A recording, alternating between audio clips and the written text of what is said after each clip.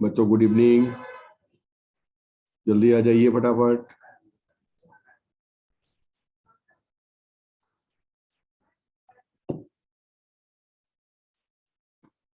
एक बार बेटा ग्रुप पे डाल दीजिए।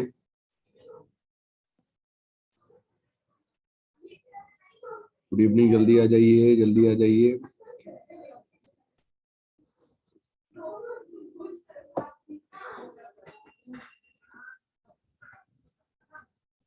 कल मैंने आप लोगों को इलास्टिक पोटेंशियल एनर्जी करा दी थी बच्चों। क्या हमने आपको ब्रेकिंग ऑफ वायर करा दिया था? ब्रेकिंग ऑफ वायर करा दिया था?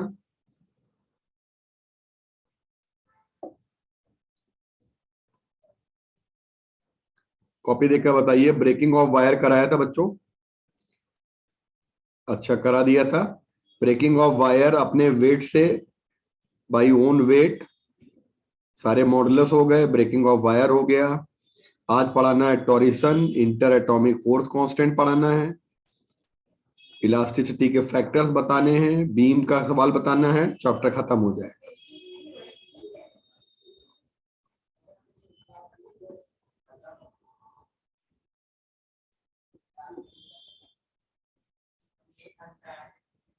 कल की क्लास के आगे हम लोग चलते हैं। और कल की क्लास में मैंने आपको बेटा, आज आपका बायो का रैपिड फायर कोई चल रहा है, जिसमें हमारे बच्चे मैसेज आए हुए हैं। तो लेकिन बेटा क्लास जो है ना, क्लास तो चलेगी। सुपर रैंकर वाले बैच में कोई डालो बेटा क्लास में।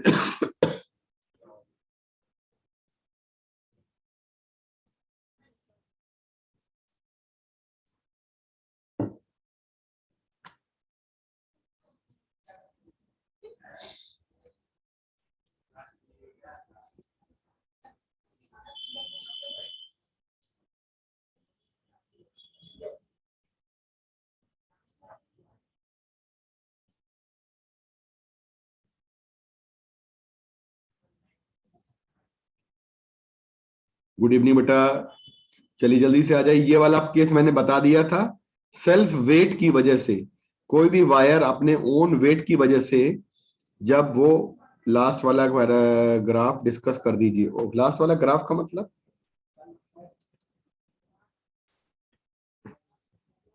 अच्छा अच्छा ठीक है, टेंसाइल वाला, ठीक है बेटा, ठीक। ओके बेटा, टेंसाइल वाला अब तब तक ये देख लीजिए फटाफट। गुड इवनिंग, लेट आने वाले बच्चे।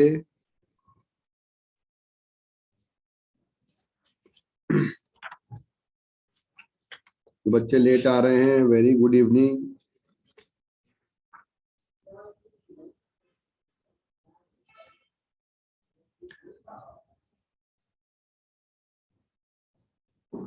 मेरा वीडियो नहीं आ रहा है भाई, क्या?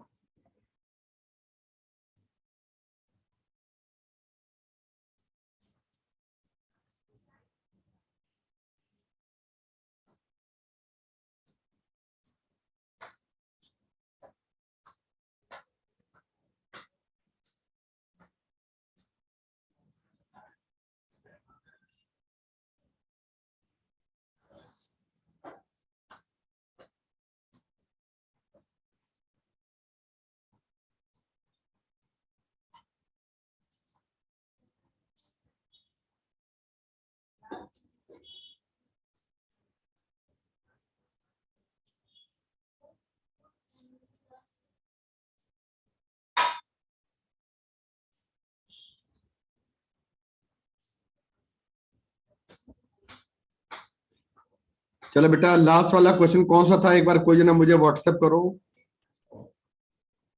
मुझे लगता है मेरे उसमें है।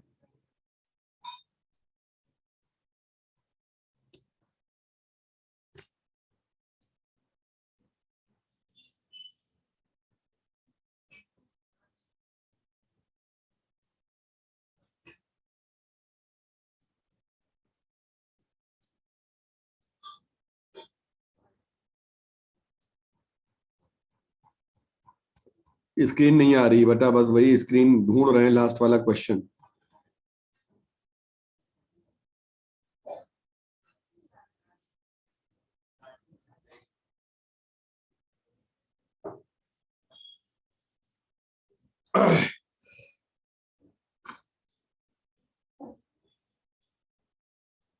एक मिनट बेटा।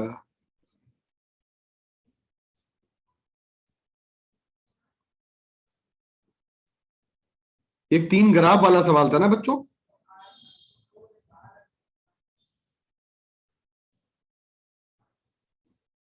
एक्सटेंशन वाला एक सवाल था, इसमें 3 ग्राफ दिए थे शायद। जल्दी बताइए, 3 ग्राफ वाला दिया किसी ने भेजा मेरे को? हाँ हाँ, अमित मौर्य।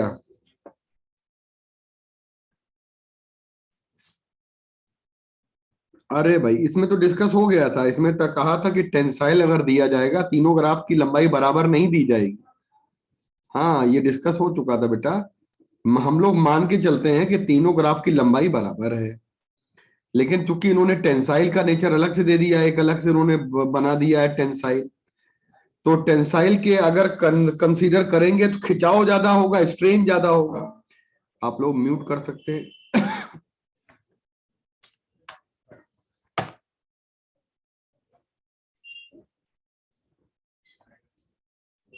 बेटा स्क्रीन आ रही बेटा अब?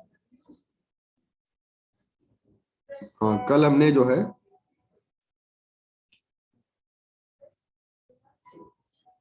ब्लैक स्क्रीन आ रही है, ब्लैक स्क्रीन। मेरे को ब्लैक स्क्रीन आ रही है बेटा? आ रही है ब्लैक स्क्रीन? हाँ, कल कोई बच्चा हमसे बोल रहा था, डिस्कस कर रहा था। कौन था बच्चा? अमित कौन था बेटा? यस सर, हम हर्ष बेटा। हाँ, ये देखो सवाल हम लोग का था, ये देखो कहाँ गया, ये वाला सवाल ना बेटा? Yes sir. स्क्रीन पे आया बच्चों? तो इस सवाल में एक बात समझ ले सारे बच्चे बहुत अच्छे से, कि जब हम लोगों ने कल ये डिस्कशन किया, जब हम लोगों ने कल अपनी बात को डिस्कस किया, तो हम लोगों ने केवल स्लोप की बात बोली है और स्ट्रेस स्ट्रेन, क्योंकि हमने उस समय स्लोप बताया था आपको। एक शब्द यहाँ पे लिखा हुआ है टेंसाइल, मैंने भी इस क्वेश्चन को देखा है। एक शब्द यहाँ पे, और अक्सर हर बार ऐसा होता है कि कंफ्यूजन हो जाता है। अगर टेंसाइल दिया जाए, टेंसाइल का मतलब हर्ष बेटा खिंचना ज्यादा होगा या कम होगा, बताइए? सर टेंसाइल स्ट्रेंथ यही होता है कि मतलब जहां तक हुक्स लॉ को फॉलो करे वो लिमिट तक। हाँ, तो नहीं, जहां थे हुक्स लॉ को फॉलो करें लिमिट, मतलब कहने का मतलब है, कहने का मतलब यह है कि हम तीनों ग्राफ में लिमिट कैसे पहचान पाएंगे? आप बात समझ रहे हैं? सर वो जो मतलब लेंथ रहेगी उसकी उसी ना हिसाब ना से दे। ना ना, लेंथ में तो बेटा, लेंथ में तो यहाँ पे किसी भी ग्राफ की, जैसे हमें लग रहा है कि ओपी और ओआर की लेंथ लगभग बराबर है, यस सर। और केवल लंबाई हमारे, मतलब कहने का मतलब है कि हमने जो अपना ग्राफ डिस्कस किया था, ये वाला जो ग्राफ डिस्कस किया था, इस ग्राफ में हम लोगों ने ये कहा था कि यहां से लेके यहां तक ये पार्ट स्ट्रेट लाइन जाता है, और जो हमारा ओपी की लंबाई है, या जो भी हमारा था पॉइंट यहाँ पे, तो ये लंबाई जो होती है एक्चुअली कहते हैं इलास्टिक लिमिट जिसकी ज्यादा, जिसकी इलास्टिक लिमिट जिसकी ज्यादा हो, यानी जिसके लिए ये पॉइंट हमारा ज्यादा हो और ये पॉइंट ज्यादा हो। तो कहने का मतलब है यहाँ पे अगर हम वैसे निकालना चाहें तो हमारे पास एक आएगा क्यू वाला पॉइंट, सबसे बाहर क्यू जाएगा, यस तो सर। क्यू वाले के सबसे बाहर पॉइंट स्ट्रेस भी ज्यादा, स्ट्रेन भी ज्यादा। तो यस सर। ऐसी कंडीशन में हमको टेंसाइल स्ट्रेंथ जो है आर की मैक्सिमम कह रहा है। पहली बात तो हम टेंसाइल स्ट्रेंथ बिना किसी लंबाई के निकाल ही नहीं सकते हैं। ये वाला हमारा पार्ट मैंने कल इस चीज को समझा दिया था, मैंने कहा था बेटा हमने स्लोप लेके बताया है, और हम ये मान के चलते हैं तीनों की लंबाइयां बराबर है। अगर हमारा ग्राफ, वैसे तो यही आया था सवाल, लंबा वाला सवाल नहीं आया था, लेकिन अगर यही सवाल आ जाए तो आपका answer best none of these होगा, यस सर, यही कह रहे थे। क्योंकि क्योंकि ये आपका, ये उल्टा हो जाएगा, स्लोप ज्यादा है तो मिनिमम इलास्टिक हो जाएगा, और ये वाला मैक्सिमम इलास्टिक हो जाएगा। तो बेस्ट आंसर हमारा, हमारा बेस्ट आंसर हो जाएगा चौथा, नन ऑफ दीज। अब ठीक है बेटा? Yes sir. तो बच्चों आ जाइए जल्दी से। आ जाइए, जल्दी से आ जाइए। और इसके बाद हम लोग पढ़ते हैं, हमारे पास बेटा आ रहा है, और इसके बाद हम लोग पढ़ते हैं, एक हमारे पास बेटा कॉन्सेप्ट है। सर और आर का मैक्सिमम होना चाहिए ना सर, है कैसे बेटा, सर नन कैसे होगा सर, हमें भी नहीं समझ में आ रहा। नन कैसे होगा? सर आर का मैक्सिमम होना चाहिए ना। वेट करो, किसी के यहाँ मोबाइल बज रहा है बेटा। हाँ, आर का क्या होना चाहिए, क्या चीज मैक्सिमम होनी चाहिए? सर इलास्टिसिटी ना? टेंसाइल स्ट्रेंथ सर नहीं नहीं उसमें। नहीं, टेंसाइल स्ट्रेंथ एक दूसरा शब्द हो गया। टेंसाइल स्ट्रेंथ हमारा बताने लगा है लिमिट को बताने। हम लोग यही तो कल यहाँ पे ये बात बता रहे थे कि टेंसाइल स्ट्रेंथ हमसे मॉडुलस ऑफ रिजिडिटी नहीं बता रहा है, हमसे बता रहा है कि कोई हमारा मटेरियल कितना ज्यादा कठोर है। समटाइम्स हम मान के चलते हैं कि वो इलास्टिक कांस्टेंट हमारा इसको बताने लगता है, लेकिन बेटा कोई भी हमारा मटेरियल, कोई भी मटेरियल हमारा हाई टेंसाइल स्ट्रेंथ का होता है तो उसके अंदर खिंचने की प्रवृत्ति ज्यादा होती है, यानी उसके लिए ये जो पॉइंट होता है, लिमिट वाला पॉइंट जो होता है, ये वाला पॉइंट इसका बहुत दूर हो जाता है, यानी हाई स्ट्रेस और हाई स्ट्रेन। तो सबसे ज्यादा दूर कौन सा पॉइंट है? ये वाला पॉइंट है। क्लियर हो गया बच्चों? जल्दी बताओ। Yes sir. तो इसलिए यहां पे इलास्टिसिटी मॉडुलस की बात नहीं कह रहे, इसीलिए हमने थोड़ा इसमें करेक्शन किया। और हमने कल ये बात बता दी थी कि हम लोग स्लोप लेके बात करते हैं, और हमने ये लिखा भी हुआ है कि स्लोप के क्वेश्चन को हम लोग डिस्कस करते हैं। आइए आगे आ जाते हैं बेटा। एक आपका लास्ट में बेटा कॉन्सेप्ट आता है टॉरिशन। सारी चीजें डिस्कस कर चुके हैं। सिलेंडर को कैसे ट्विस्ट करेंगे, यहां पे लिखेंगे ट्विस्टिंग ऑफ सिलेंडर। तो बेटा एक ट्विस्ट करने का हमारा कंसेप्ट होता है, जैसे कोल्ड ड्रिंक का केन ले लीजिए और कोल्ड ड्रिंक के केन को आप ट्विस्ट कर दीजिए। तो जब आप कोल्ड ड्रिंक का केन ले लेंगे और कोल्ड ड्रिंक के केन को जब आप ट्विस्ट कर देंगे, तो इसका मतलब जानते हैं बेटा, ट्विस्ट करने का मतलब होता है सीधी सीधी बात कि हमने यहाँ पर एक तो ये काम कर दिया है।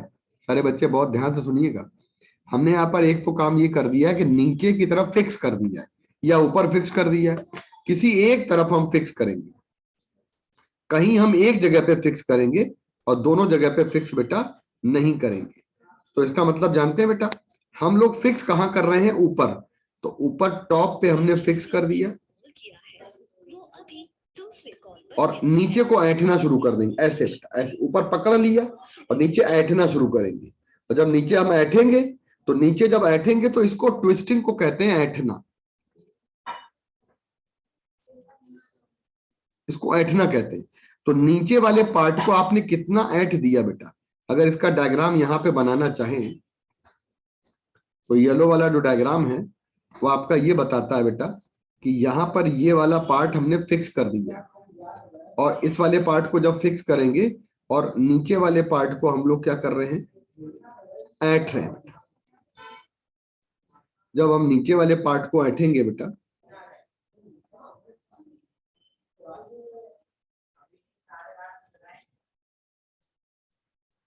तो हमने यहां पर सेंट्रल वाला पार्ट लिया। सारे बच्चे देखिएगा, मान लीजिए बीच वाला हिस्सा ये है, सिलेंडर का ये वाला पार्ट बीच वाला है, और हमने यहां पर इसको एक पॉइंट लिया है पेरीफेरी पर, और ये पॉइंट लिया है हमने, ये 3D डायग्राम है, ये मेरा 2D डायग्राम है, और ये वाला पॉइंट हमने ऐंठने के बाद यहां तक। मतलब अगर हम इसको ट्विस्ट करेंगे तो ये पॉइंट हमारा शिफ्ट होकर ए पॉइंट हमारा बी पे पहुंच जाएगा। तो थीटा को कहते हैं एंगल ऑफ ट्विस्ट। तो थीटा को कहते हैं एंगल ऑफ, ये वाला एंगल थीटा जो बनेगा ये बनेगा, इसको कहते हैं एंगल ऑफ ट्विस्ट। और एक होता है फाई, ये हमारा एंगल बनता है, एंगल जो फाई एंगल होता है ना बेटा, ये शीयरिंग एंगल होता है, याद करो, इसको शीयरिंग एंगल कहते हैं। जब हम लोगों ने क्यूब वाले केस में किया था तो इसको शीयरिंग एंगल कहते हैं। कोई बात नहीं बेटा, इसको शीयरिंग एंगल कहते हैं। फाई दो एंगल होते हैं। और एक नीचे देखो, ये देखो यहां दिखाया गया 3D डायग्राम, यहाँ पे देखिए 3D डायग्राम, ये देखिए। तो ट्विस्ट जो बताया गया है वो थीटा नीचे से ट्विस्ट होता है, एंगल ऑफ ट्विस्ट जो होता है। तो याद रखिएगा पहली लाइन कि एंगल ऑफ ट्विस्ट जो होता है is directly proportional to distance from the fixed end, कहने का मतलब है फिक्स्ड एंड से डिस्टेंस का मतलब हो गया कि एंगल ऑफ ट्विस्ट जो थीटा होगा, थीटा हमारा वो हमारा distance from the fixed end of the cylinder, यानी ये जो लंबाई है हमारी, जितना ज्यादा जितना ज्यादा जितना ज्यादा, कहने का मतलब है जितना लंबा सिलेंडर होगा उतना ज्यादा हमारा एंगल ऑफ ट्विस्ट आ जाएगा। बच्चों क्लियर हो गई लाइन ये वाली? जल्दी बताइए। यानी कि पहली लाइन में हम लिख सकते हैं कि फाई नहीं, एंगल ऑफ ट्विस्ट को क्या लिखेंगे? Theta. Theta is directly proportional to लंबाई, ये जो एल दिखाई गई है यहां पे। ठीक, अगली बात बेटा, value of angle of shear is directly proportional to radius of the cylindrical shell, मतलब जो हमारी रेडियस है ना उसके डायरेक्टली प्रोपोर्शनल होती है, सिलेंड्रिकल शेल की रेडियस के डायरेक्टली प्रोपोर्शनल होती है। इसको अच्छे से याद कर लीजिए, बहुत अच्छे से याद कर लीजिए, ये प्रैक्टिकली निकाले गए कुछ पार्ट हैं। तो हमने यहाँ पर लिख लिया रेडियस जो होती है हमारी, रेडियस के डायरेक्टली प्रोपोर्शनल होती है, यानी phi directly proportional to radius, phi. Clear हो गया बेटा? क्लियर। अच्छा, हम एक बात बताते हैं, दोनों में रिलेशन अगर निकालें तो दोनों में अगर रिलेशन निकालेंगे तो हमारे पास क्या आ जाएगा बच्चों? सबसे बढ़िया है एंगल फाई अपॉन रेडियस और एंगल थीटा अपॉन लंबाई, ऐसे याद करो। फाई कौन सा एंगल है? फाई ऊपर वाला एंगल है, तो फिर छोटी वाली डिस्टेंस हो जाएगी यानी रेडियस, और ये बड़ा वाला एंगल हो गया थीटा, तो ये एल हो जाएगा हमारा। हम लोग इसको ऐसे लर्न कर लेते हैं, मतलब कहने का बेस का एंगल तो लंबाई लेंगे, और अगर हमारा एंगल लंबाई वाला एंगल है, देखो ये एंगल हमारा लंबाई वाला एंगल है, तो हम इसमें रेडियस ले लेंगे। तो इसको अगर ऐसे लर्न कर लेंगे तो हमारा फाई इंटू एल आ जाएगा। बोलो बच्चों, याद रहेगा? और एक होता है डायरेक्ट फॉर्मूला आपका, सी को कहते हैं, वैसे इस पे कोई क्वेश्चन बना नहीं है, पाई ईटा आर की power 4 divided by 2 into L, इसको टॉरिसन कांस्टेंट कहा जाता है। तो ट्विस्टिंग कपल रिक्वायर्ड कितना ट्विस्टिंग कपल होता है? तो twisting couple required to twist the rod, तो हम लोग यहाँ पे कहते हैं टॉर्क रिक्वायर्ड जो होता है, ये हमेशा हम लोग इससे निकालते हैं। तो हमें लगता है सारे बच्चे इसको लर्न कर लेंगे, और ये हमारा आर की पावर 4 और एरिया पे डिपेंड करता है, तो इसको यहाँ पे हटा देते हैं। तीन बड़े बड़े यहाँ पे फॉर्मूले हैं। तो वर्क डन होता है जो हमारा, वर्क डन ट्विस्ट करने में जो वर्क डन होता है, इसका formula half C theta square, वही हाफ के एक्स स्क्वायर के फॉर्मूले से निकालेंगे। तो यहाँ पे हमारे पास आ जाएगा हाफ सी थीटा स्क्वायर, और सी की वैल्यू हो जाती होती है, ये हमारा सी जो हमारा है वो क्या है बेटा? याद कर लीजिए, सी हमारा क्या है? ट्विस्टिंग या टॉरिसन कांस्टेंट कहा जाता है, टॉरिसन कांस्टेंट कहते हैं। तो बेटा यहाँ पे हमारा जो क्वेश्चन बनेगा, आप देखिए क्वेश्चन हमारा किस तरह से बनेगा, पूरा कंसेप्ट देखिएगा ये वाला, और क्वेश्चन हमारा किस तरह से बनेगा ध्यान से सुनिएगा। ये देखिए क्वेश्चन है ये वाला, ये वाला क्वेश्चन लगाइए। 2 वायर लिए गए हैं हमारे ए और बी, 2 वायर दिए गए, और दोनों वायर में, ए और बी दोनों वायर में कहते हैं कि मटेरियल इनका सेम है, और अगर सेम मटेरियल है तो इनकी बेटा यहाँ पे ईटा की वैल्यू जो है वो सेम है। ईटा की वैल्यू हमको क्या बोली गई है बेटा? सेम बोली गई है। हाँ बेटा, ये वाला टॉपिक हम लोग जो है ना, इसका क्वेश्चन जो है, ये टॉपिक बेटा, इसका क्वेश्चन हमारा जो है ना टॉरिसन वाला क्वेश्चन कभी आता नहीं है, लेकिन पहले हम लोग कभी पढ़ाते थे एम्स वगैरह के लिए अलग से क्वेश्चन करा देते थे बच्चों को, तो वहां पर हम लोगों को कभी कभार ये हम लोग करा देते थे, लेकिन अब ये कोई खास इंपॉर्टेंट चीज नहीं है, इसलिए बिल्कुल आप इसको अगर नहीं भी करेंगे एक फॉर्मूला तो काम चल जाएगा, क्योंकि हमने देखा है कि हमारे एनसीईआरटी में ये चीज कहीं नहीं दी गई है। ठीक है बच्चों? तो देखो ये क्वेश्चन जरा लगा के देखो जरा, यहाँ पे यहाँ कहते हैं कि 2 हमारे सिलेंडर है जिनकी रेडियस आर है, one of their and is fixed, और 2 सिलेंडर में से दोनों को हमने फिक्स कर दिया है एक सपोर्ट से, और अदर एंड पे हम इक्वल ट्विस्टिंग कपल लगाते हैं, इक्वल ट्विस्टिंग कपल लगाते हैं, और कहते हैं ratio of the angle of twist, angle of twist जो हमारा है ए और बी का, ये हम लोगों पे निकालना है। तो एक बात समझ लीजिए, एंगल ऑफ ट्विस्ट जो होता है वो हमारा किस पे डिपेंड करता है, इसको बहुत अच्छे से देख लीजिए। एंगल ऑफ ट्विस्ट जो होता है बच्चों, इसको हम लोग क्या कहते हैं, थीटा। और जो थीटा की वैल्यू होती है ये हमारी किस पे डिपेंड करती है, इसको बहुत बहुत बहुत अच्छे से देख लीजिएगा।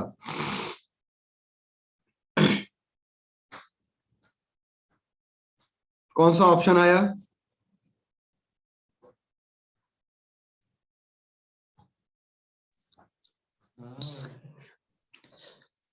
सी। सी वाला ऑप्शन है, पावर 4 आ जाएगी। कौन सा फॉर्मूला लगाया सारे बच्चों, जल्दी बताइए। इन्होंने कहा है ट्विस्टिंग कपल बराबर अप्लाई किया जाता है, इक्वल ट्विस्टिंग कपल।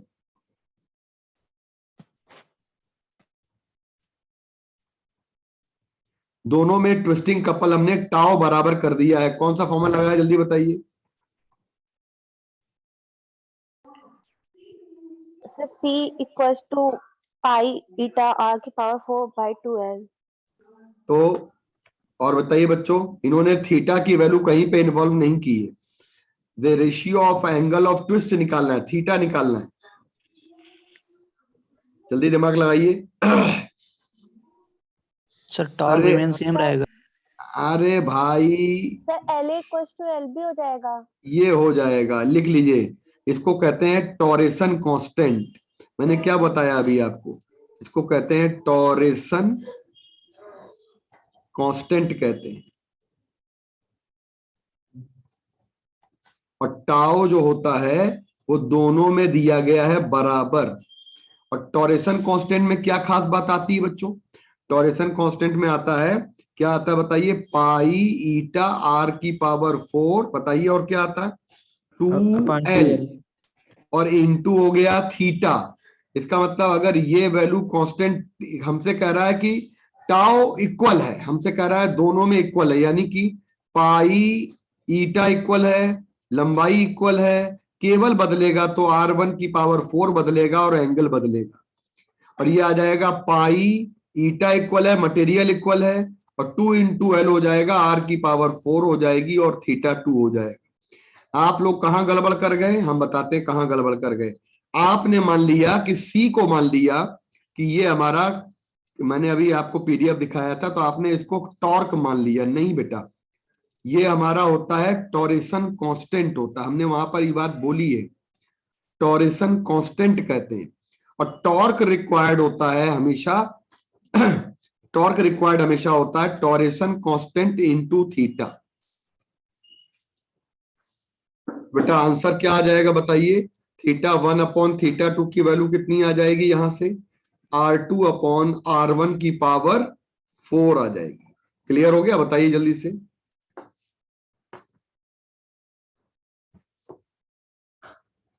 आगे बढ़ जाएं।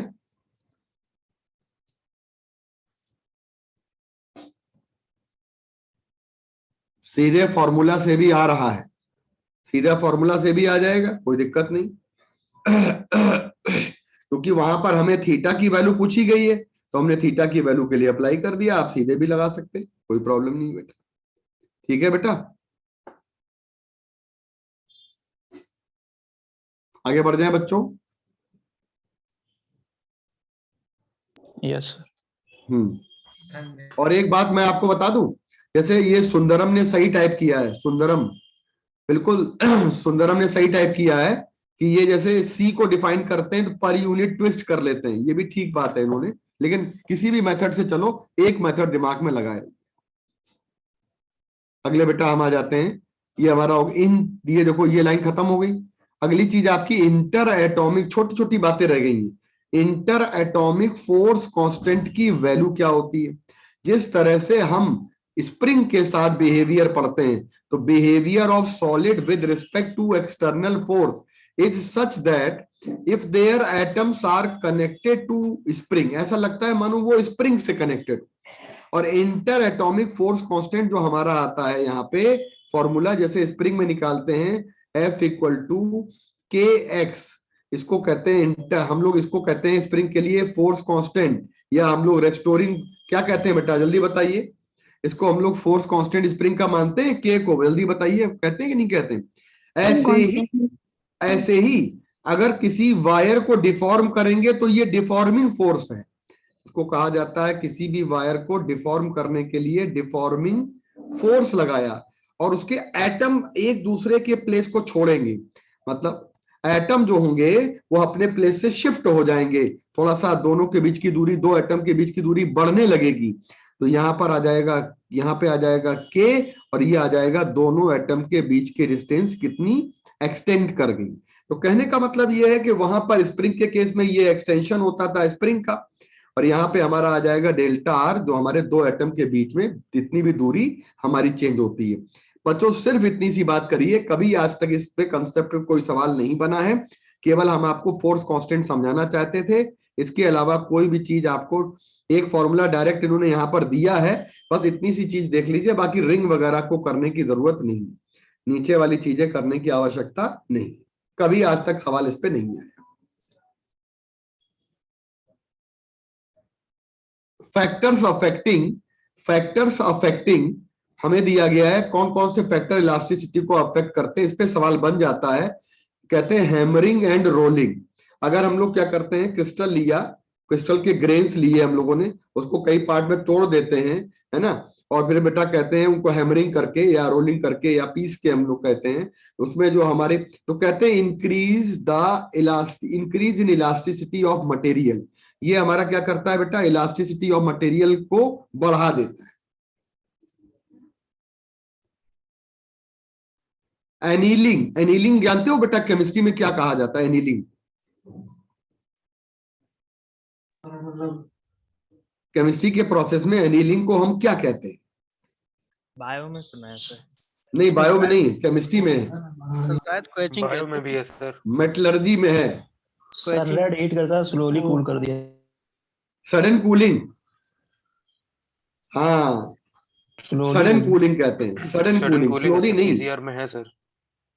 सर उसे तो quenching ये, कहते हैं। हाँ, metals are annealed by heating and then cooling them slowly. तो हमने, इन्होंने जो लिखा है ना स्लोली स्लोली, हम लोग कभी कभी क्या कर देते हैं बेटा, हम मेटल्स को सडन कूलिंग कर देते हैं, तो ये मना करते हैं, ये कहते हैं एनीलिंग करने का मतलब है metals are annealed by heating and then cooling, तो हम लोग सडन कूल्ड नहीं करना चाहिए, ये बात कहना चाहते हैं। ये कहते हैं देन कूल्ड देम स्लोली, लिखा है ना बेटा, देन कूलिंग देम स्लोली, धीरे धीरे धीरे धीरे कूल करिए। बताइए एनीलिंग आप लोगों ने पढ़ा है, स्लोली करते हैं या सडन करते हैं? स्लोली करते हैं सर, स्लोली। एक जगह पे हाँ, एक जगह, इसमें क्या होता है, हमारी जो मटेरियल होते हैं उनकी इलास्टिक स्ट्रेंथ जो होती है वो बढ़ने लगती है। यहाँ पे ये कहते हैं कि अगर हम लोगों ने कूलिंग अचानक, तो कभी कभी क्या होता है, मेरी बात को ध्यान से सुनिएगा, कभी कभी क्या होता है कि बारिश में हमारे बहुत सी चीजें ऐसी होती जो भीगती रहती हैं, फिर गर्म होती हैं, फिर भीग जाती हैं, तो उससे क्या होता है, उनकी स्ट्रेंथ का लॉस होता है। जंग वाली बात नहीं कह रहा मैं, रस्टिंग वाली बात नहीं कर रहा हूं मैं, तो यहाँ पे एनीलिंग की बात कर रहा हूं। तो इन्होंने कहा है कि एनीलिंग से इलास्टिसिटी मटेरियल की घट जाती है। क्यों घट जाती है? क्योंकि वो वहां पे हीटिंग के बाद कूलिंग पर इफेक्ट आता है और इससे मटेरियल प्रॉपर्टी जो होती है वो लूज करती है।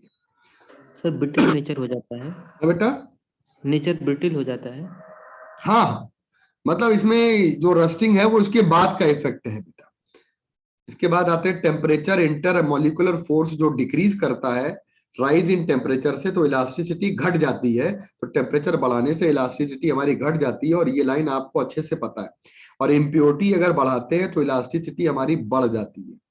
लेकिन यहाँ पे एक इन्होंने लाइन लिखी हुई है, डिक्रीज भी कर जाती है। हम लोगों ने पढ़ा है, जैसे गोल्ड में हम लोगों ने पढ़ा है, गोल्ड को मजबूत करने के लिए उसमें हम लोग मिलाते हैं, गोल्ड में क्या मिलाते हैं बेटा बताओ? कॉपर का पार्ट मिलाते हैं। लेकिन इम्प्योरिटी हम बहुत सी जगह पे क्या, क्योंकि केमिस्ट्री है, केमिस्ट्री में बेसिक बातें जो आपको पूछी जाएंगी फिजिक्स की वो बताते हैं, लेकिन कुछ ऐसे भी मटेरियल हैं जहां पर इम्प्योरिटी हमारी मिला दीजिए, तो हमारे इम्प्योरिटी मिलाने से ये बेटा सॉल्युबल और इनसॉल्युबल इम्प्योरिटी नहीं है। एक्चुअली ये हमारा, this is not the case of surface tension, ये केस हमारा दूसरा है, इसमें सॉलिड की बात हो रही है, इसलिए हम लोग सॉल्युबल इनसॉल्युबल की बात नहीं करेंगे। लेकिन हाँ, नॉर्मली इम्प्योरिटी मिलाने से हम मटेरियल को हार्ड बना लेते हैं। जैसे हम प्योर आयरन नहीं लेते, प्योर मटेरियल नहीं लेते, है ना।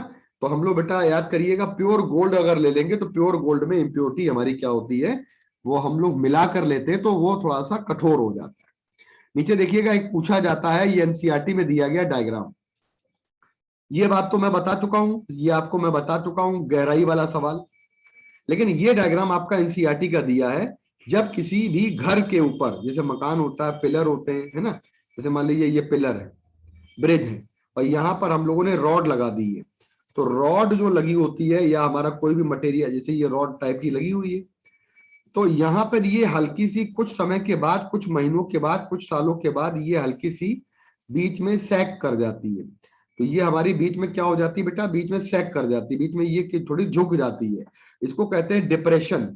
तो ये जो हमारा डिप्रेशन होता है ना, ये वाला, जैसे छप्पर गांव में लगाया जाता है, टिन शेड होता है, बेंडिंग ऑफ बीम में पढ़ते हैं हम लोग, वहां पर टिन शेड वगैरह होता है, वहां पर ये क्या होता है, हमारी बीम जो है हल्की सी बेंड कर जाती है बीच में। ये डिप्रेशन जो होता है, उस पर सवाल आ जाता है कि ये यंग्स मॉडुलस के इनवर्सली प्रोपोर्शनल होता है। बाकी इस पे कोई सवाल आया नहीं है, बट एनसीईआरटी में क्योंकि दिया है तो मैं इस चीज को आपको बता रहा हूं। तो यहाँ पे बेटा यंग्स मॉडुलस हमारा कहते हैं कि ज्यादा से ज्यादा रखना चाहिए। जितना ज्यादा यंग्स मॉडुलस रखोगे, जितना कठोर रखोगे, उतना आपका ये जो कम हो जाएगा। कहने का मतलब है डिप्रेशन, कहने का मतलब बेटा डिप्रेशन को घटाने के लिए, कहने का मतलब है डिप्रेशन को घटाने के लिए हम लोग बेटा क्या करते हैं, कोई तार झुक ना जाए, इसलिए तार को कठोर बनाते हैं। देखिए आपको एनसीईआरटी दिखाते हैं।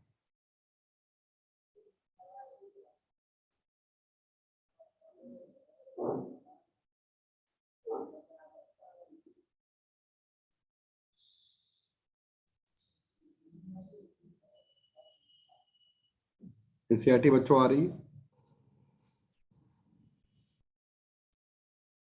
नहीं सर।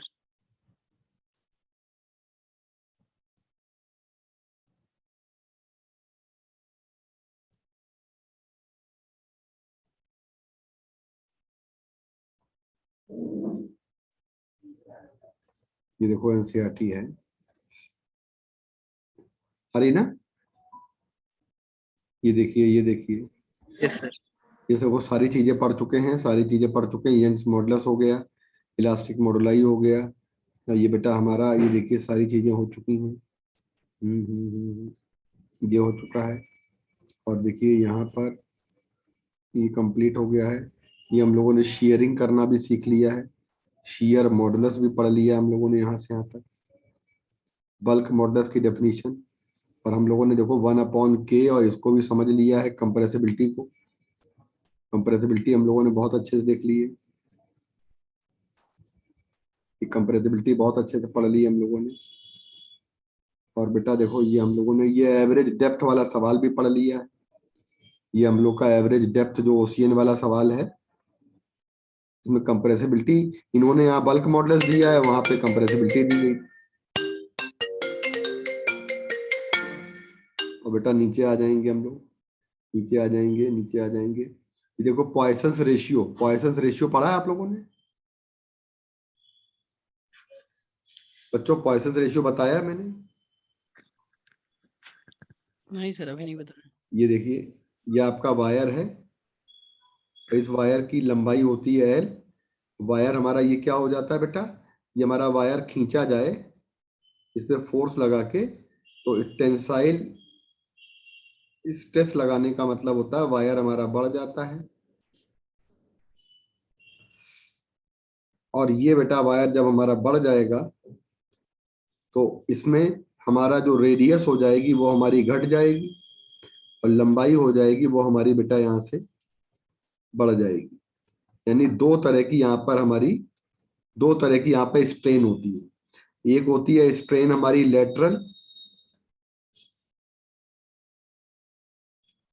एक होती है स्ट्रेन हमारी लेटरल, और लेटरल स्ट्रेन में डाया हमारा रेडियस हमारी घट रही होती है। और एक होती है स्ट्रेन हमारी लॉन्गिट्यूडनल, और लॉन्गिट्यूडनल में हमारे पास बेटा क्या होता है, डेल्टा L/L होता है। तो कहा जाता है कि लॉन्गिट्यूडनल और रेशियो जो होता है सिग्मा, ये लेटरल स्ट्रेन अपॉन लॉन्गिट्यूडनल, हम सिग्मा को डिफाइन करेंगे तो लेटरल अपॉन लॉन्गिट्यूडनल करते हैं, lateral strain divided by longitudinal strain. तो बेटा लेटरल की वैल्यू आती है डेल्टा आर अपॉन आर और लॉन्गिट्यूडनल आता है डेल्टा एल अपॉन एल। ये माइनस का साइन यहाँ इसलिए होता है क्योंकि एक चीज बढ़ेगी और दूसरी चीज क्या हो जाएगी, घट जाएगी। अगर लंबाई बढ़ेगी बेटा तो ये हमारी घट जाएगी। सिग्मा की जो वैल्यू होती है वो हमारी -1 से लेकर बेटा 0.5 तक रहती है। ये हमारी थ्योरेटिकल वैल्यू, ये हमारी थ्योरेटिकल वैल्यू किताबों वाली। और अगर प्रैक्टिकल वैल्यू लेंगे तो 0 से लेकर 0.5 तक रहती है, ये हमारी प्रैक्टिकल वैल्यू रहती है। ये मैंने एनसीईआरटी से सारी बातें आपको समझा दी, ठीक है। अब मैंने वर्क डन बताया था पर यूनिट वॉल्यूम, इसको भी एनसीईआरटी में यहाँ पे इन्होंने समझाया है, और मैंने भी इलास्टिक पोटेंशियल एनर्जी का फॉर्मूला बहुत अच्छे से बताया कल वाली क्लास में। फिर इन्होंने बेटा यहाँ पर एक इन्होंने यहाँ बेंडिंग ऑफ बीम दिया है और केवल फॉर्मूला दिया है। मैं ये बात दिखाना चाहता था कि बेंडिंग ऑफ बीम का इन्होंने ये फॉर्मूला आपको दिया है, और इस फॉर्मूले को जब इन्होंने यहाँ बताया है तो हम लोग यहाँ पर ये बात जान सकते हैं कि इस जगह पे हमको यहाँ पर W की वैल्यू जो होती है, अगर वेट अपने वेट की वजह से कोई बीम हमारी बेंड करती है तो हम लोग इसको 1/y, यानी कि हम लोग इस चीज को बहुत अच्छे से देख सकते हैं। अगली बेटा बात यहाँ पे है, सारा चैप्टर खत्म हो गया है। देखो मैंने आपको जो बात बताई थी ना टॉरेशन वाली, वो देखो इन्होंने हल्का सा पिलर में यहाँ पर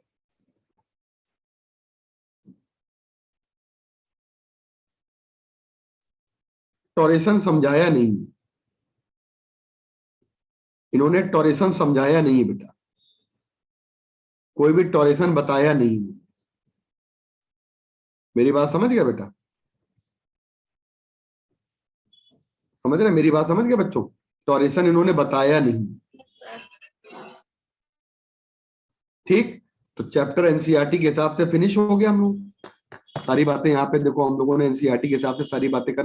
लेकिन एक बात आप समझिएगा, इन्होंने ये बताया है कि to the use of pillar और column is very common in building, the pillar with round base end, जो नीचे दिखाया गया है, और नीचे थोड़ा फैला दिया जाता है ना।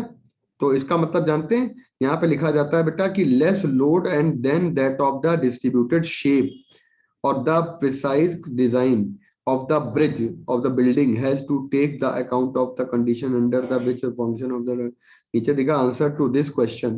इन्होंने ये बोलना चाहा है कि why the maximum height of the mountain on the earth is, ठीक है, can be also provided by the considering the elastic property of the rocks and mountain base is not under the uniform compression or uniform extension and provided some of the shearing stress and shearing stress due to all the material on the top as the bottom of the mountain h height का दिया है। देखो last में बोला है कि कोई भी माउंटेन है उसकी हाइट अगर h है और फोर्स पर यूनिट एरिया हमें due to the weight of the mountain हमारा होता प्रेशर होता है, वो हमारा h rho g होता है।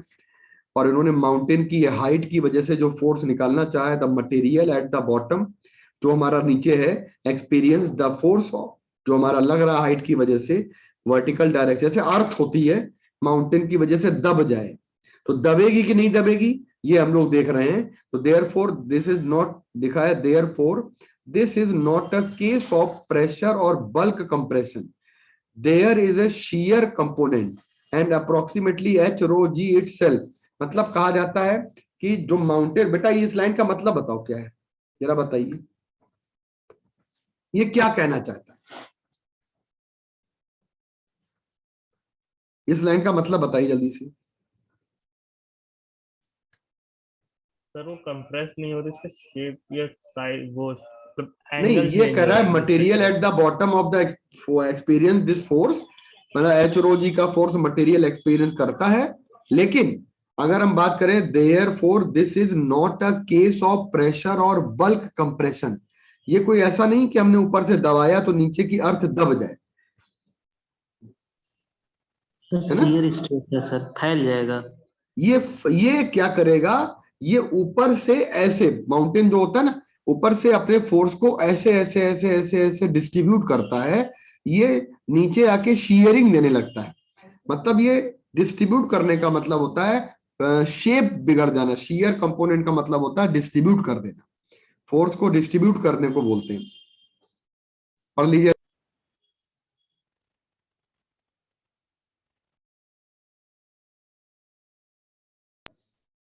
ठीक है बच्चों, आगे आ जाइए, आगे आ जाइए, आगे। ये समझ में आ गया ना, कोई बहुत खास बात नहीं है, बहुत पैनिक होने वाली बात नहीं है। इसमें कोई ऐसा पॉइंट यहाँ पे नहीं दिया है समरी में जो मैंने एक्सप्लेन न किया हो। जल्दी से देख लीजिए, समरी के सारे पॉइंट देख लीजिए, जो मैंने एक्सप्लेन न किया हो सारे पॉइंट मैंने बता दिए। अब पॉइंट्स टू पॉन्डर में एक पॉइंट आता है कि Hooke's law is valid only in case of linear part of the, ये बात मैंने बताई है और आपको याद भी है, ये तो कोई ऐसी कठिन वाली बात भी नहीं है। और यंग्स मॉडुलस जो होता है, कौन से वाले पेन से, ये बिल्कुल एकदम दिखता नहीं है, आप लोगों को दिख रहा है ये? दिख रहा है सर, बस थोड़ा सा वो। सर दिख रहा है थोड़ा जूम करने पे। अरे देखो ये, अब दिखे, अब दिखेगा, थोड़ा सा। अब देखो, अब दिखेगा, अब दिखेगा, अब दिख रहा है। Yes sir. तो देखो, ये कहते हैं यंग्स मॉडुलस जो होता है बच्चों, यहां से यंग्स मॉडुलस जो होता है and shear modulus, Young's modulus and shear modulus are relevant only for those solids, only for solids, since only solid have rigidity या definite shape, जिनकी लंबाई या शेप डेफिनेट होता है। तो ये बहुत खास पॉइंट नहीं है, मतलब मैंने कहा ये सॉलिड के लिए होता है, ये सॉलिड के लिए होता है, बल्क मॉडुलस आपका लिक्विड और गैसेस के लिए होता है, और सॉलिड के लिए भी होता है।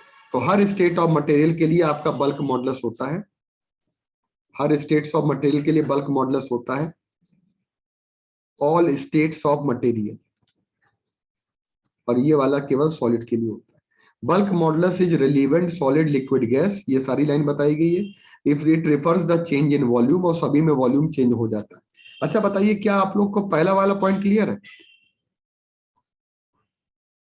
In case of a wire suspended from the ceiling stretched under the action of the force या weight F, and from the other end the force exerted by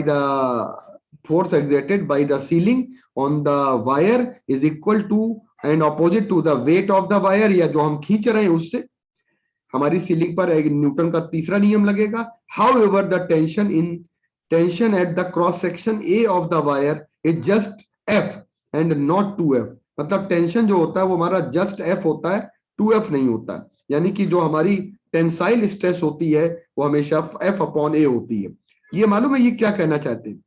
कि अक्सर हम लोग ये जानते हैं कि वायर लिया, वायर को हम लोगों ने यहां पर वायर लिया और वायर को हम लोगों ने वेट लग रहा है, वेट लग रहा है बेटा,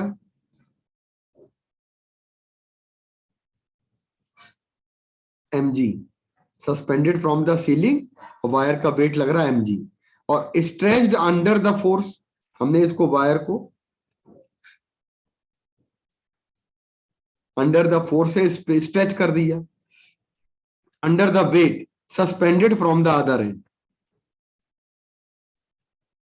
तो ये वेट लगा है, ये वेट हमारा हो गया।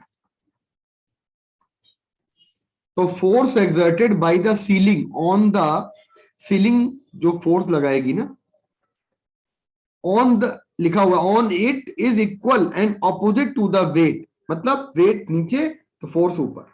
बोलो बच्चों,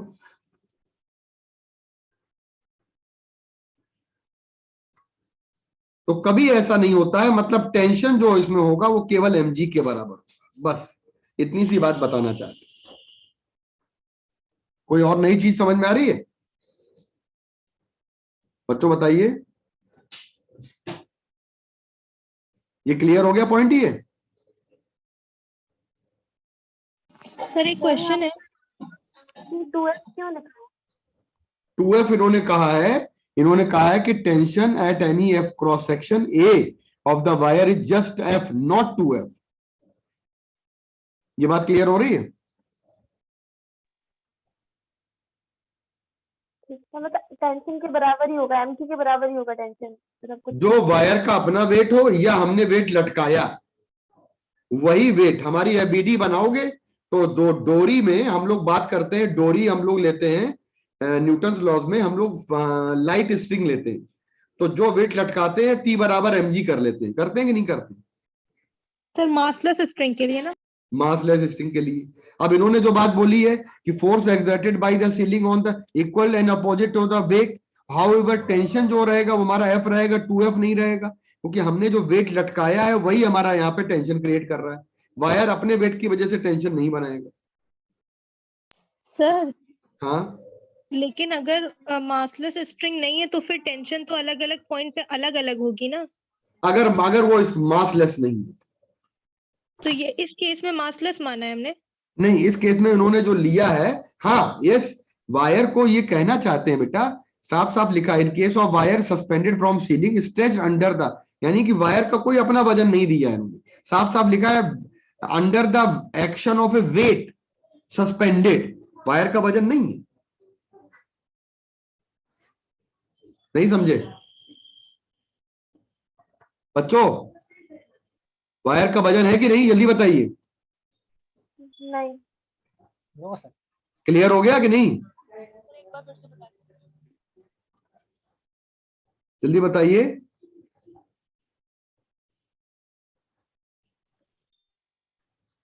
कहीं नहीं दिया है वायर का वजन, लटकाया हुआ वजन mg है, क्योंकि उन्होंने वेट का नाम ले दिया था तो मैंने mg बोल दिया था बस।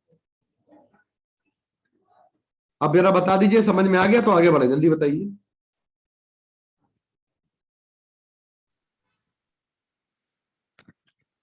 Yes sir. बोलो बेटा, चेल्सी बेटा, सुरभि, आ गया। अरे आया कि नहीं? यस सर आ गया। और बच्चे बताएं, आ गया? पांचवा पॉइंट पढ़ो, metals have larger value of Young's modulus, metal have larger value of Young's modulus than alloy. देख रहे हैं, मेटल्स का larger value of Young's modulus है than alloy and elastomer. Material with large value of Young's modulus required large force to produce small change in length, मतलब deformation के लिए large force चाहिए, तो ये कोई ऐसी बात नहीं है, मोर इलास्टिक करेंगे। In daily life we feel that the material which stretches more than elastic, more is more elastic। हम लोग डेली लाइफ में क्या कहते हैं, हम लोग फील करते हैं ऐसा मटेरियल जो स्ट्रेच ज्यादा करता है, मोर इलास्टिक होता है, लेकिन ये सच्चाई नहीं है। बोलो बेटा, बोलो। Yes sir. सच्चाई नहीं है, और हमने ये बात आप लोगों को बहुत अच्छे से बता दी है, ये सच्चाई नहीं है। इसको हम लोग क्या कहते हैं, इलास्टोमर कहते हैं। क्या कहते हैं, बोलो बेटा। इलास्टोमर। क्लियर होगी बात? नीचे, in general deforming force is in one direction can produce strain in other direction also. In general बिल्कुल ठीक लिखा है। अभी अभी हमने तार को खींचा था तो तार ने दो प्रकार की स्ट्रेन बनाई थी, लेटरल भी बनाई थी और लॉन्गिट्यूडनल भी बनाई थी। कहते हैं, ये कहते हैं बेटा, ये कहते हैं डिफॉर्मिंग फोर्स। अब कहते हैं proportionality between the stress and strain in such situation can not be described by just elastic constant. यानी कि यहां पे एक आ जाता है, नया कांस्टेंट आ जाता है, इसको कहते हैं पॉइसंस रेशियो। अरे लिखा है, नीचे लिखा है, केवल इलास्टिक कांस्टेंट नहीं कहा जाता है बेटा। जो मटेरियल पतले नहीं होते हैं, नीचे सातवां पॉइंट देखिएगा, जिन मटेरियल में ये वाली स्ट्रेन नहीं होती है, पतले नहीं होते हैं, खींचने पे मटेरियल पतले नहीं होते हैं, सिग्मा की वैल्यू सिग्मा की वैल्यू बताइए उन मटेरियल में क्या होती है? 0 होती है। और सिग्मा की वैल्यू 0 वाले मटेरियल हमेशा हम लोग तार के केस में पढ़ते हैं, हम लोग जिनकी लंबाई केवल चेंज करते हैं उनमें सिग्मा 0 कहा जाता है। जिनमें केवल लॉन्गिट्यूडनल स्ट्रेन होती है उनमें सिग्मा 0 कहा जाता है।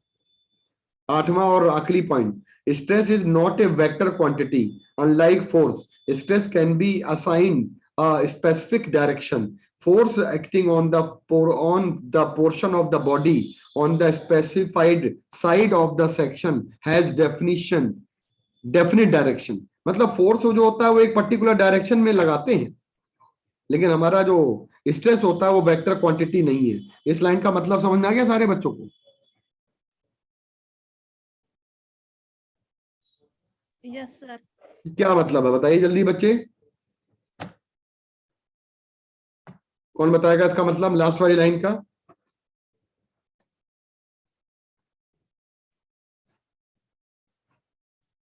इसका मतलब बताइए जल्दी से।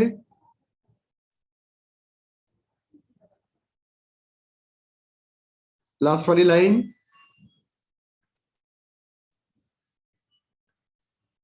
अरे जल्दी बताइए। सर नहीं आ रहा है। हाँ नहीं आ रहा फोर्स ना? को बॉडी में मतलब फोर्स की तरह इसको एक डायरेक्शन में अप्लाई नहीं कर सकते हैं। ये तो उन्होंने बोल दिया कि वेक्टर की तरह नहीं माना जाएगा, वेक्टर की तरह स्ट्रेस को नहीं लेंगे। तब एरिया का होता है ना, एरिया पे एक डिस्ट्रीब्यूट बात समझ लीजिए बच्चों, एक बात समझ लीजिए, स्ट्रेस जो होती है वो किसी भी डायरेक्शन में हो सकती है। मतलब हम अगर बल्क स्ट्रेस की बात करें तो हम ऐसे दबाते हैं, स्ट्रेस जो होती है किसी भी डायरेक्शन में, और फोर्स एक पर्टिकुलर डायरेक्शन में होता है। पहला पॉइंट, स्ट्रेस जो होती है पूरे मटेरियल में डिस्ट्रीब्यूट होती है। मतलब जैसे तार खींचा तो तार केवल किनारे से टुकड़ा नहीं खींचेगा, पूरा खींचेगा। और आपका जो फोर्स होता है वो एक पॉइंट पे लगता है, पोलर वेक्टर कहते हैं फोर्स को। क्या कहते हैं? फोर्स को कौन सा वेक्टर बेटा कहा जाता है? Polar vector. डिस्ट्रीब्यूट नहीं होता है, नॉट डिस्ट्रीब्यूटेड।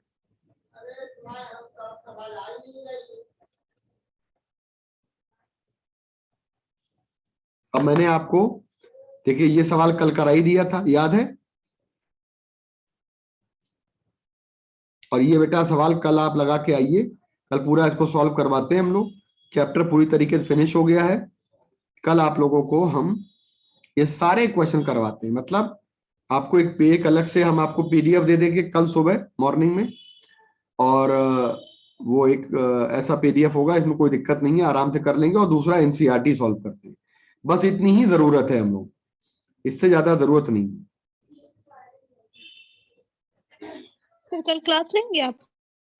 कल शायद क्लास नहीं है, लेकिन नहीं है तो हम आपको वो दे देंगे ना, क्या पीडीएफ दे देंगे, तो अपना जो है ना वो कर ले।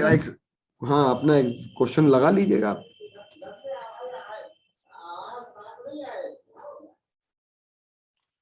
सर थर्मो की भी दूसरी पीडीएफ से बता रहे थे आप। हाँ अरे बेटा हम कोचिंग ही नहीं पहुंच पाए आज, फिर वही क्लासेस इतनी ज्यादा रहती हैं बेटा।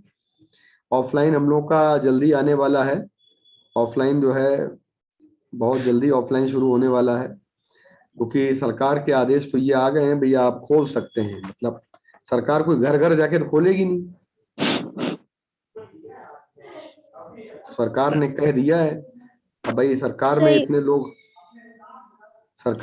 लोग हैं बेटा, टेस्ट का मजा नहीं आ रहा टेस्ट देने में। है बेटा। हाँ तुम लोगों को खैर टेस्ट में मजा की बात ही नहीं, तो वही है। टेस्ट जो है आ गया क्या? टेस्ट में आप लोगों को मजा आ ही नहीं सकता बेटा।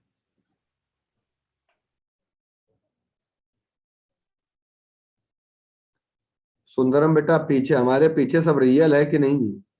अब रियल मानो या अनरियल मानो, तो पीछे रखा है, अब क्या बताएं। हमने खाया, हम सोचा है कि हम जब चाय तभी पियेंगे जब आप लोग सिलेक्ट हो जाएंगे, सीटें भी बढ़वा दी। सर 2022 से ही लागू है ये। अब लागू तो अभी नहीं कहा जा सकता कब लागू हो, लेकिन लागू हाँ बढ़िया है। सर वो चाय खराब हो जाएगी ऐसे रखे रखे। नहीं हो जाने दो चाय। चाय बेटा खराब हो जाए चलेगा, लेकिन आप लोग सिलेक्ट हो जाएंगे तभी चाय पियेंगे।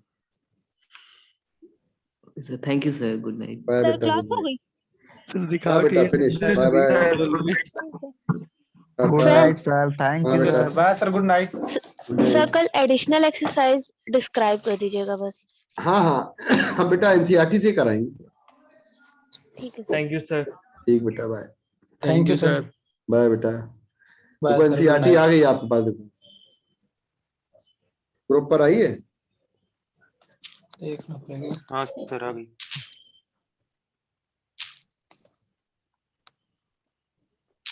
आ गई सर।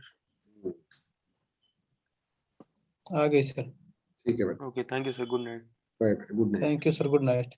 गुड नाइट बेटा।